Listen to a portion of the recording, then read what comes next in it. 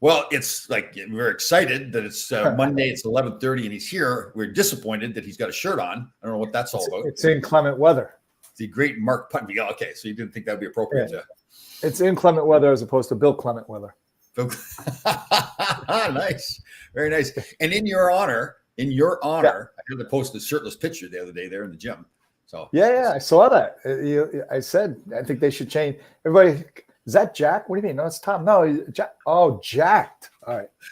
We're you look good, man. It's all that hard work pays off, right? But it is. That's why I posted the post. Right? I said, I know you feel the same way. You say to people, well, listen, you're working hard, and whatever it is, whether it's the gym, your career, your relationship, whatever it is, stop every once in a while and take a look because you deserve to say, yeah.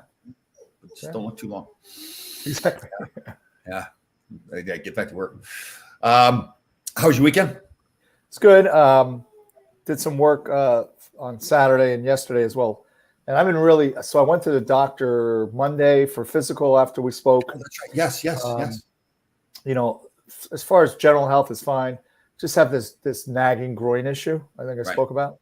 And so she sent me for an ultrasound, came back negative, which is good. And then she said, go see your orthopedic. So I was able to see him Thursday. He did a physical exam. He said, your hips are pretty jacked up. So he took a picture and then he showed me both hips are arthritic. My whole low back's arthritis and I got a bone spur. But at this point in life, after, years of flipping around and all that kind of stuff, it's to be expected. So still not completely sure of what it is. So may require an MRI. So you thought you had a sports hernia? Correct. Which I still may have, but that ligaments would only show up in an MRI. Oh, gotcha. So ultrasound I think is more tissue. Right. And then, X-ray is bone. And then, so he gave me an anti-inflam, which here's the other thing. I go to CVS, Tom. It's supposed to be 60 pills. I got 8. Oh. Even they're having supply side issues. It's pretty scary. Is that right?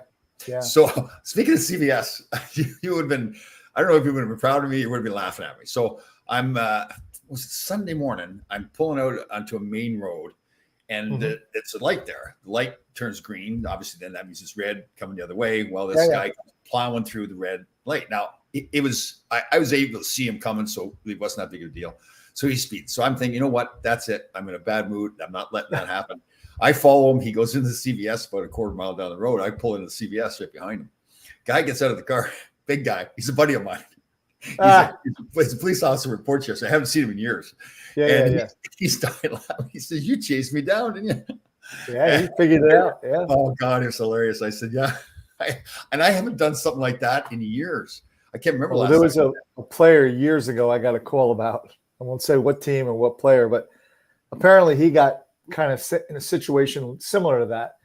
And you know how, like, when you're on a team, you get PBA cards from all the state troopers and everything like that. I think in the Rangers, actually, it said New York Rangers on mine. And it was signed by, I forget the guy's name, but so he gets out the car and it's a woman.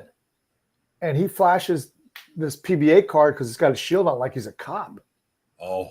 And I was like, dude, you can't do that. You can't do that. It's called impersonating an officer. You go to jail for that. Yeah.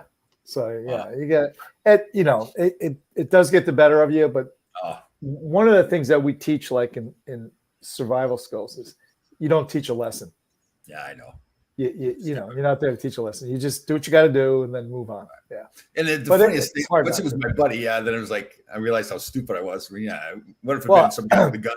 Yeah. What I do now, seriously, because New Jersey, I guess, same by you. I guess people have just decided red means slow down now. Oh, red means nail the gas. So I always wait because I came close a couple times. I wait now. Yeah. Don't you agree? It's gotten worse and worse like that. Oh, it's absolutely horrible. I think that's a general problem now in this country. No one's paying it. Laws don't matter. Like I did I was on the field a couple weeks ago, Tom. Brand new turf. I think they put it down during COVID. So the surface is a year old. Last year was the first year. Beautiful facility. Yeah, you show me out the garbage? Yeah, it's unbelievable. Is it that hard? I mean, the garbage can's 10 feet away.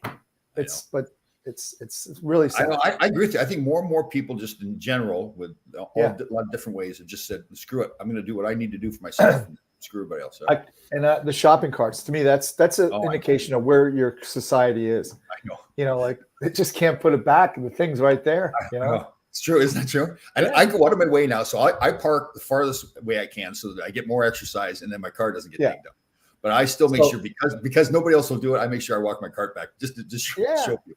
A few weeks ago, I pulled in, right? And so like this, I pulled into my spot, and the spot facing me was handicapped, right? And I'm on the phone in my car, so it's a speakerphone. So I saw an elderly woman, probably younger than me, but anyway, elderly woman, and she puts the cart back, and I'm like, she's struggling to put it into another one. You know, you slide it in, right. And I'm like, no, don't worry about it, leave it there, I'll put it back. And she thought I was chirping her about not putting it back, and she starts mother, you know what me. I'm like, no. I got out of the car and said, no, ma'am. I'm saying I'll put it back. Just leave it there. So she got like super aggressive. I'm like, whoa, slow down. But again, that's another thing. Everybody's so jacked up and ready to brawl. Wow, yeah, that's the same way. A while ago, I was driving into Costco, as a matter of fact, and a woman was walking, in the parking lot, and I drove past her. I didn't think I was close to her at all. She starts ripping into me like, you ran me over and all. I said, "Man, I'm sorry. I didn't. If I did, I apologize. I didn't think I got that close, but I apologize." And she was like, "Okay, you're a gentleman." I think she must have just assumed that everybody's a jerk nowadays. And, pretty much, she's right. Yeah, I know. It's unbelievable. Hey, going back to like your anti-inflammatory. Yeah, are you a believer? Like I believe that ginger turmeric is an anti-inflammatory. Yes. Do you believe that? Yeah. In fact, I need to go get some. I was talking to my friend out in California yesterday. He said, you got to do it because he feels immense relief. So later this afternoon, I'm going to go to the local vitamin shop here and get some. Yeah, I get a good one at Costco, a liquid one, and it's got because turmeric is hard for your body to digest, right? You have to have like pepper or something with it. Yeah, I don't know. I'm going to have to research it a little bit, but I know it's really. It is something they put in this liquid turmeric. So I mixed it. I juice up ginger.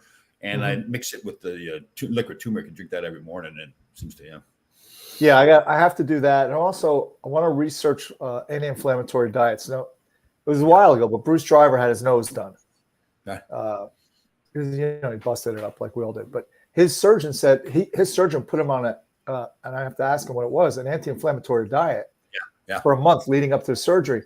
And he didn't get the black eyes, and his recovery was really enhanced. I'm like that with allergies. I typically, before I started doing the ginger and turmeric, I'd have to take medication during the allergy season, but I don't now, and I don't. Really? If I do, because I die from allergies. Yeah, I'm finding it works. Like if I do start to get stuffed up, I just take an extra shot of turmeric and. Kind of makes sense because it's an anti-inflammatory, and what happens is everything gets angry and swells up, and then you get the. Yeah, that makes sense. I'm going to try. I've got a complaint too. My little Google machine that I talked to downstairs at the start of the pandemic, I asked her if she loved me. I said, "Google, do you love me?" And she goes, "Oh, Tom, you're the most wonderful thing in the world." I asked her recently. I think she's getting tired of me. She said, "I don't have feelings." They tend to do that. she was sick of me. Even my Google is sick of me. For God's sake. You mean Siri? You're talking about Siri? No, I use Google. Okay. Because when Beth was walking out the door, and I said, "I love you," and Siri, "I love you too." I'm like, "Oh, slow down, one woman at a time here."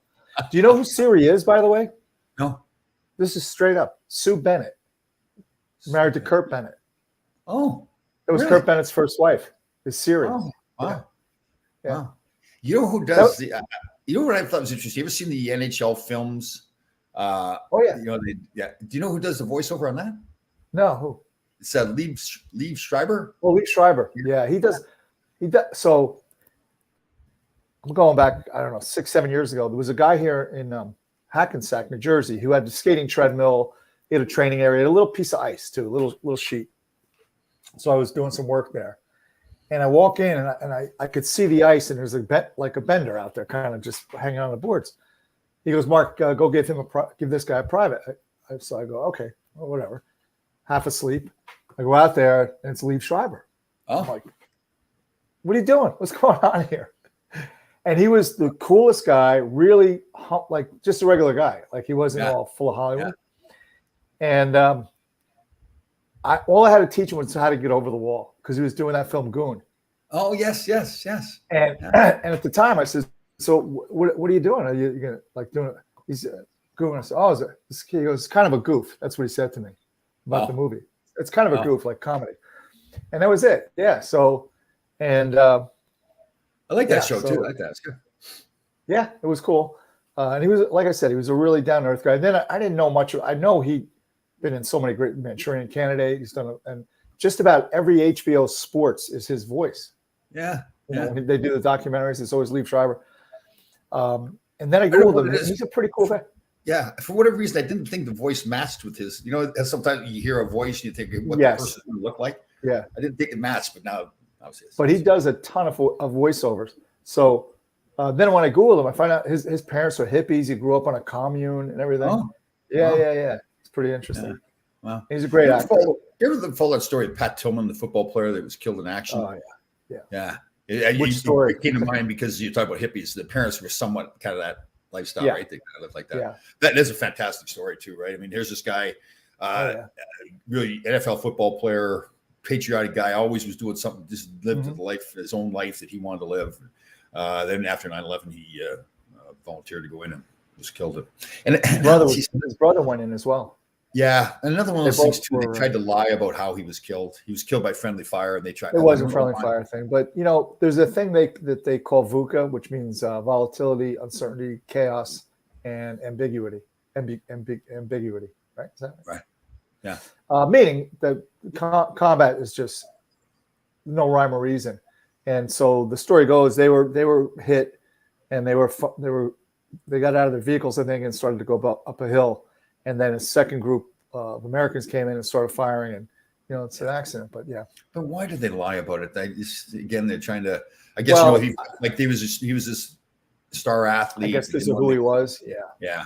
But it always, you lie about it. I mean, it's always coming out. You're gonna get caught. It always comes out. Yeah. When you got that many guys that know what the truth is, that think that nobody's going to talk about it, it's just So my other exposure to like the Hollywood thing. I get a call I don't know, again, years ago, 4 years ago. And a guy goes, hey, they need extras for, need hockey player extras. I go, I'm 100 years old. What do they want me? I'll send your picture in. And so they go, yeah, come on. So what it was I called my other buddy, Artie, I played hockey with, and we go, and it was a rink out in Westchester, like a really nice town. It was a municipal rink. And it was a show called Divorce, which was Sarah Jessica Parker. Oh. And the storyline was, she's going through this divorce. She didn't have a lot of money, but she wanted to have a birthday party at the rink for her son. I think it's his 13th birthday in the story, but she could only rent half the rink. So they put up border patrol. So they had us over here playing hockey while they're shooting the scene of them at the party and stuff. So I'm like, yeah, it sounds like fun, whatever. Go there, Tom. First of all, there was only 9 skaters, no goalies. So I said, all right, we'll run a power play, right? And then the director, the assistant comes over. You can't make any sound. I said, well, how are we going to do that? Because apparently, you've done TV. Sound gets picked up like way over there. And so now we're skating. We have a fake puck, right? And one of the guys, God bless him, he really couldn't skate well. And I swung a pass to him. I never saw a guy take a digger from a make-believe pass. He went down, right? Hit a pile. But yeah, we were out there for this scene probably in the show. I didn't even get a chance to watch the thing. Probably lasted 3 minutes. Like 14 hours out there skating. Oh, really? I'm not kidding you. Because retake. Yeah. And finally, like it's 9:00 at night. And I'm like, oh, this has got to end. It's got to end. Yeah. But it was fun. But we're going, there's a break, and like you go to get coffee or sandwich or something, and I don't know. So there's one table for guys that are SAG. Screen Actor Guild. And there's another table for us extra just worthless people. I go to the wrong table. I get yelled at. And as I turn around, I just about elbow Sarah Jessica Parker in the face because she's really small. And I have my skates on. So like I'm taller than I normally, like I'm almost 5'9" now. Right. Anyway, I come around with the elbow and I'm like, oh my God, I almost killed her. That's funny. So that was, yeah. So you talking about that kind of stuff made me think. So Bill Burr, the comedian. Yeah, I love him. We spoke about him before. He's amazing. Yeah. Huge hockey fan. And he said he knew. So he did a thing with the Garden. They had. You right there, brother? Don't die. Don't die here. Don't die, because people need to see you. We'll get more hits. Take your shirt off. You're going to die. Yeah, we'll get more views. Yeah. So so he did a thing with the Garden called Garden of Dreams. This was Garden of Laughs, right? Yeah. So he put it like a comedy show on to raise money, and he volunteered. So as a gift to him for that, they gave him the ice at Madison Square Garden for a couple hours in the middle of the afternoon one day. So they had a couple of us go out there and skate with them. I think it was myself and Bill. Well, Bill Burr's not a really good skater. So everybody, it's Bill Burr, so everybody's staying away from him. If he's getting the puck, he gets up his way. How people treat like that.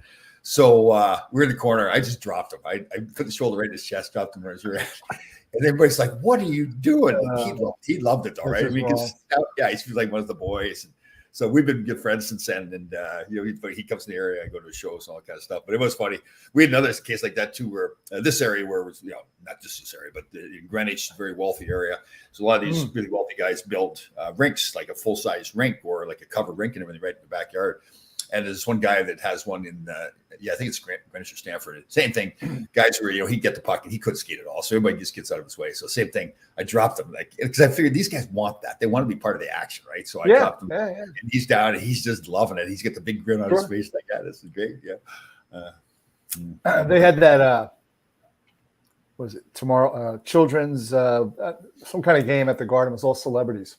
Oh. So at the time, Susan Sarandon was there, and her daughter, who's probably, I don't know how old she is, but she was like 16 years old at the time. And I'm in the locker room and she came in and she's like loaded, like for bear. She's like hunting. Where's Danny Blackburn? Because she had a crush on him. I said, I don't know. I found him hiding in the Knicks locker room. I go, Danny, what are you doing? Oh, she's, I said, dude, come here. Let me explain something to you. Do you know who she is? Do you know how much money potentially you could tie into here? That's funny. That's too bad about his career, right? He hurt his shoulder or something, right? Something. He went up to there was a summer camp up in Calgary, and off-ice injury. I don't know what they were doing with him, but he wrecked his shoulder. Then he tried playing with two blockers. Remember that? Yeah. And he actually played a little bit in the American League. Yeah, he played in a couple of charity games that I was involved. Good kid too, really nice guy. Great kid. He's a good player. He was legitimate. Yeah. He made the team as an 18-year-old, Tom. And, some guys at 18, like yourself and myself, we were kind of corrupted by then. Yeah. He had a snap-on tie, the whole bit. And he was living with JD. Yeah. And I said, JD, how's that going? What you're doing? He goes, he's all right. I don't have to leave potato chips by her front door. JD had two really, really great kid. And he sat, there's no sign sitting on a bus, but he always sat next to me. And I had Purinton and Tommy Kluchek behind me. And, oh, my God, it was bad. They would lean forward and start asking me questions. I'd be like, "Oh, come on, guys." It was pretty rough. Right. I tell a story all the time. So you know how it is when you're a rookie.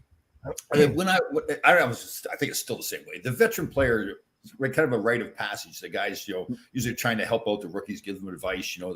Carol Vade was great to me about use a certain kind of stick, and Vade was fantastic to me. The one guy that didn't talk very much was a great guy, but he just didn't talk much, and it kind of surprised people. Was Ron Duguay. Really? We see he talks a lot now, right? He's doing stuff, but he was quiet. No kidding. Yeah, he's quiet and great guy, great teammate and all that kind of stuff.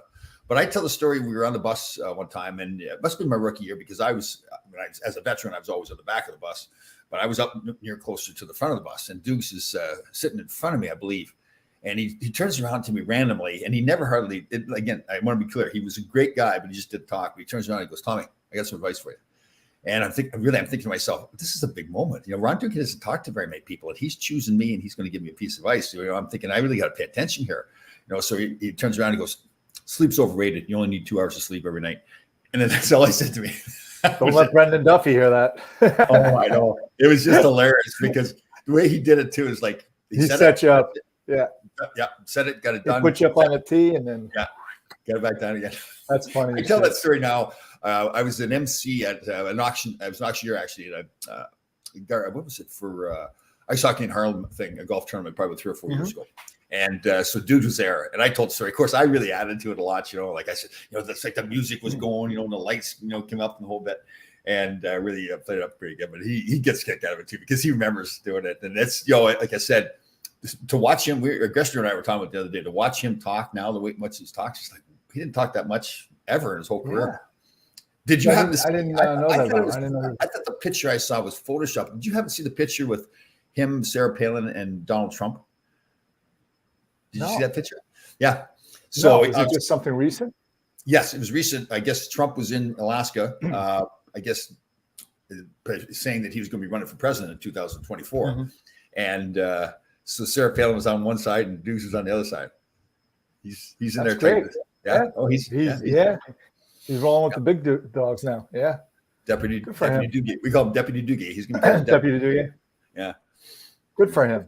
Yeah. No, that's all. And, that kind of stuff makes a team cohesive, right? Yeah, it does. Yeah. So he was a great team player too. Yeah. Sorry, go ahead. Oh, I bet. Yeah, no. No, I was going to say, when my son was playing at Montclair State, he made the fatal error of dropping his student ID in the lobby of the rink. Oh. And the guy I coached with, Robbie Martinez, really funny guy. I had a lot of fun coaching with him. And he found it, and he went to the printer, and he printed up these wanted posters. Because Sean was a fourth liner, get it out, get it in, hit somebody on the way to the bench, right? And Sean didn't say too much. And he puts these wanted posters, like with the description, knuckle dragger, approach with extreme caution, and all this kind of stuff. Answers to the name Forrest, and he put it up all over the rink, every locker room door. It was pretty funny. Yeah. Reminds me, I won't mention the names at all in this, but there was a case. This is terrible, but there was a case. I'll tell the story. I have no names. So there's a former wife of a teammate.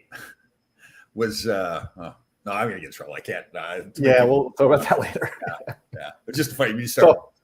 So speaking of Sean, I don't know what year it was, but it was a high school reunion. Like an alumni game, and I'm sitting up top with Beth, and game just starts, and I look down, and he's just about to string a guy. I'm like, Sean, this is an alumni game. Oh, really? Yeah. He had the guy. And I'm like, but turns out that it was a real fight because the kid accidentally, I don't know, whatever, high stick Sean. I saw him on the bench going like this, and I turned, I wasn't paying attention. He went back out, and he went after him. And turned out the guy was older than Sean. I didn't remember him, but he was a rugby player. I mean, he was a big man, like your size. And, he didn't know how to fight on skates, but yeah. I said, Sean, you're the only guy I know other than, Matt Barnaby got into a fight in the Quebec League in the All-Star game. Oh, really? Yeah. Yeah. Wow. Actually, a client of mine did too. Brian Berard in the Canadian Hockey League, they have that All-Star game. He fought. Remember Terry Ryan? Ryan? Yeah. Terry Ryan was good. They got a fight in All-Star game. Yeah. Berard was pretty tough. Silverback, we called him. We called Brian Silverback. Why? Yeah, we called him Silverback, like a silverback ape, because he's a big dude. Oh, that's right too. Yeah. He was a great kid. I like Brian a lot. Yeah, really. Yeah, he had a tough goal there. I mean, basically lost his eye and then lost a lot of his money. I heard he got some of his money back. He had one of those financial guys. Yeah, with that guy out in Arizona or whatever. Yeah. He got a bunch of guys, right? Yeah, and I think he's got some of his money back now. But he had, I don't know the exact numbers. He had several $1 million invested in this guy. And wasn't Joe Juno and a bunch of guys in them? A bunch of guys out that. I think the guy said they were building a golf course or something. He was just spending the money. Right. He was doing it in Mexico. He was spending the golf course like it was too. So there's really nothing anybody can do about it. Yeah. It's a danger when you're. It was too good to believe. It's too good to believe. It's just. Well, and I went through it too. When you're a young player, especially, you think nobody's going to screw me over. I'm an NHL hockey player. Everybody's going to treat me great. All that kind of stuff. I had an agent actually. And a few guys got involved in this as well. It was one of these 4-to-1 tax write-offs. It was oil wells. I think like I was only making like $60,000, $70,000 at the time. That was my first couple years' salary, and I was writing off $50,000. I didn't really even qualify for it. And I actually said to the agent too. I said to him, okay, what happens in 10 years if something goes wrong with this? And they said, Tom, in 10 years the IRS won't be able to find you anyways. It's way down the road. And I actually believe that. I just think, okay, that makes sense. 10 years went by and they found me. And we had to pay back. I know a guy, I won't say his name, but remember Donnie Lever? Yeah. I mean, So he's telling this guy was a rookie about a copper, something invested in a copper mine or whatever it was. But he didn't tell the kid that whatever you put in, you could lose that and then more. Like if you put 50 grand in, you could lose 50 and then another 25. And that's what happened to him. So he played for free for the whole year. He played for free, basically. Yeah. And players are susceptible to that too, because again, they do a lot of times they have that logic. Yeah. That nobody, because they grew up, everybody just kissing their rear end all the time. Right. Or buying a bar. Phil Russell bought a bar up in Chicago and the guy just Yeah. Took the fillings right out of his teeth. Yeah. You know? Bars. He was a good guy, Rusty. Do you know Rusty Rowell? I don't know him. He's a good guy. Yeah. Great guy. He's tough. Great guy. Yeah, he was. He's from Edmonton. Yeah. And got a great career with the Hawks. But great guy. Good guy. And he's not that big either, right? I mean, he'd take on all the heavyweights. Kind of lanky, like 6'1"ish, but like 205, kind of long and lanky dude. Yeah. Oh, hold on here. Barry brings up a good point here. That's the limitations, 8 years. It could be, Barry. You could be right. And maybe I've got the timing wrong, but it felt like it was the 10 years. They'll get you at the bottom of the ocean, the IRS. Yeah. Oh, yeah. God. Oh, I'll never forget writing that check, too, because, again, we didn't make a ton of money then, so I was saving up what I could. And I probably had to pay back half of what I'd saved up. And that was a painful day. If I offered you $440 million to play baseball, would you turn it down? Are you talking about Aaron Judge?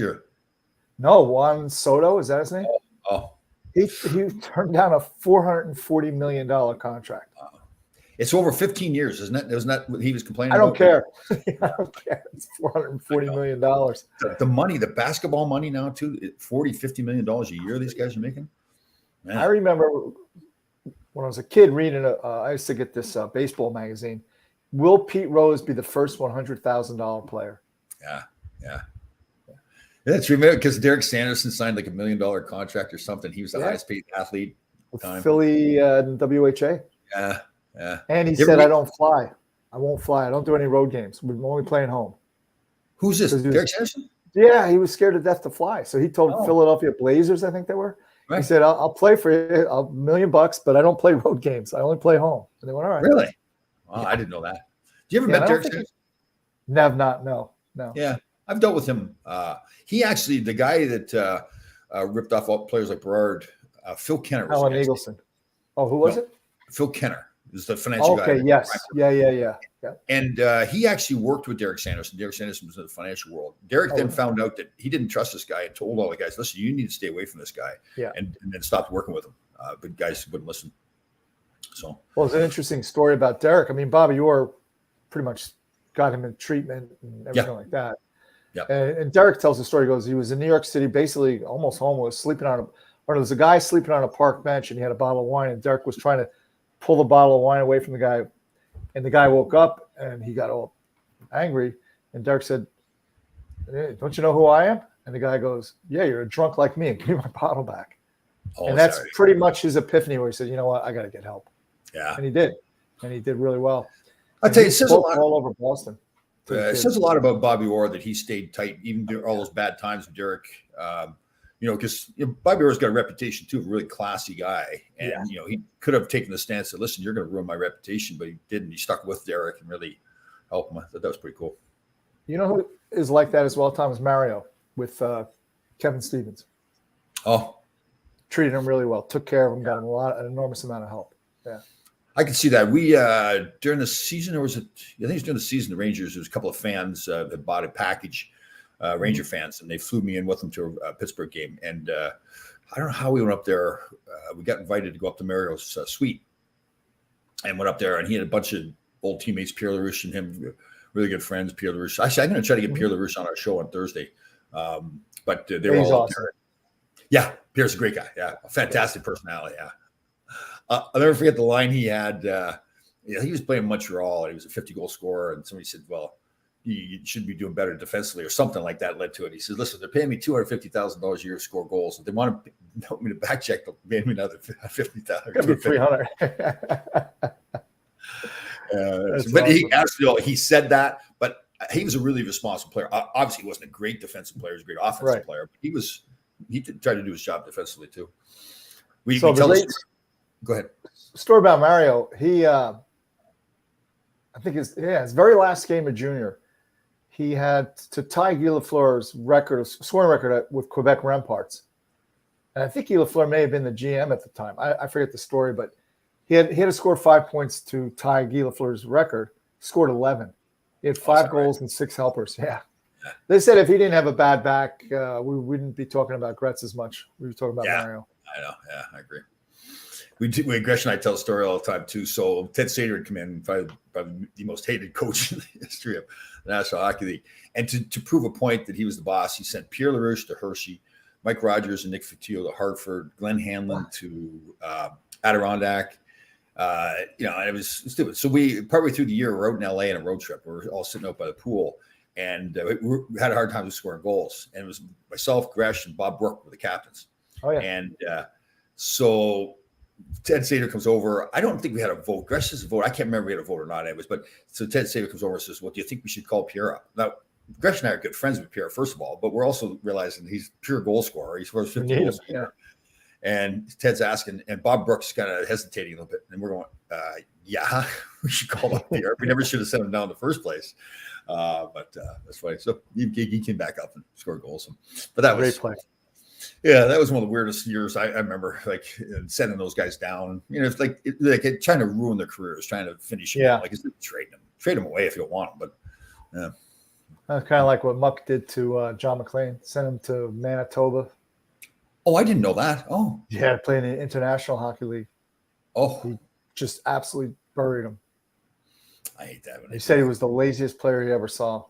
Really? I don't agree, but that's what he said. Yeah. Yeah, I didn't think what's that? I didn't think John McClain was a lazy player. In fact, I thought he really worked hard. No, I thought he was a very responsible and he was a goal scorer, great player. Muck also had that. What's that?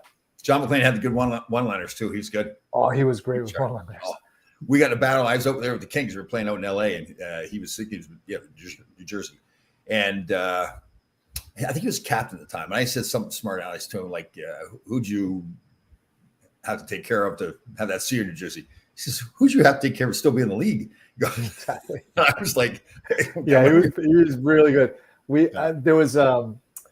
There was an alumni game or something down at the rink in Montclair where you, and so I go in the locker room. I forget why. Probably to bring Kenny something because Kenny always forgot. He called me up last minute. And, can you bring this? Can you bring that? But so he was in there with Kasatonov and Fetisov, and John's son, who's probably I don't know how old now, but he was like 10 or 11-year-old kid. Came in with a couple of his teammates to meet the guys, the Russians, the Soviets, and this is right when.